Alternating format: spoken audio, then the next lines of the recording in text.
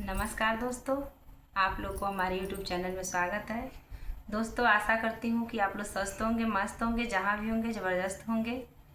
दोस्तों, आप लोग के सामने एक देवी गीत प्रस्तुत करने जा रही हूँ। अगर ये मेरा वीडियो अच्छा लगे तो लाइक शेयर सब्सक्राइब करिएगा। मेरे चैनल का नाम है सानवी की यादें।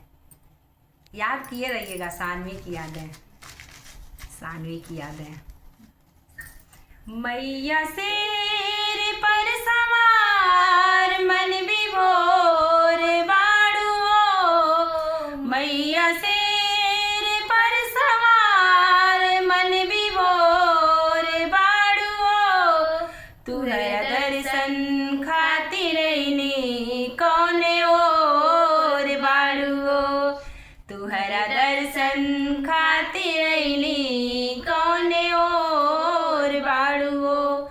एक हाथ चक्र लिहले दुष्ट मौन बाड़ू हो। एक हाथ चक्र लिहले दुष्ट मौन बाड़ू हो। तुहरा दर्शन खातिर अइनी कौने ओर बाड़ू हो। तुहरा दर्शन खातिर अइनी कौने ओर बाड़ू हो। मैया शेर पर सवार मन विभोर बाड़ू हो। मैया शेर पर सवार मन विभोर बाड़ू हो। तुहरा दर्शन खातिर अइनी दुनिया ओर बाड़ू हो। तुहरा दर्शन खातिर अइनी कौने ओर बाड़ू हो। एक हाथ त्रिशूल लिहले दुष्ट मौन बाड़ू हो। एक हाथ खाप लिहले दुष्ट मौन बाड़ू हो। तुहरा दर्शन खातिर अइनी कौने ओर बाड़ू हो। तुहरा दर्शन खातिर अइनी कौने ओर बाड़ू हो।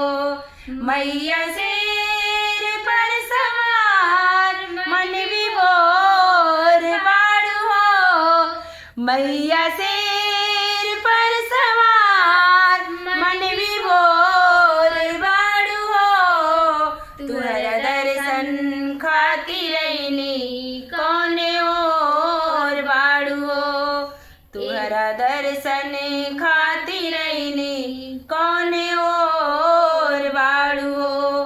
एक हाथ त्रिशूल लिहले दुष्ट मौन बाड़ू हो। एक हाथ त्रिशूल लिहले दुष्ट मौन बाड़ू हो। तुहरा दर्शन खातिर अइनी कौने ओर बाड़ू हो।